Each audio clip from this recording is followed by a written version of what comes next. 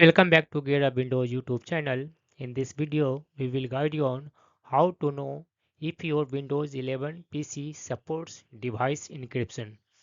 To know about this one details, first click on this one start button at the taskbar and here type system information, and in this system information search results right click on this one entry, select run as administrator option. In case Windows prompts, click on this one yes button. In System Information window, select System Summary in the left sidebar. On the right, scroll down to the bottom and find this one option Device Encryption Supports.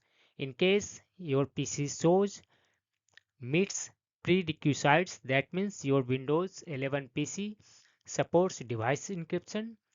And in case you see here any other details, then your PC does not support device encryption support. That's all about this video. If you are new to our channel GitHub Windows, kindly subscribe it. And if you love this video, press thumbs up. Bye bye.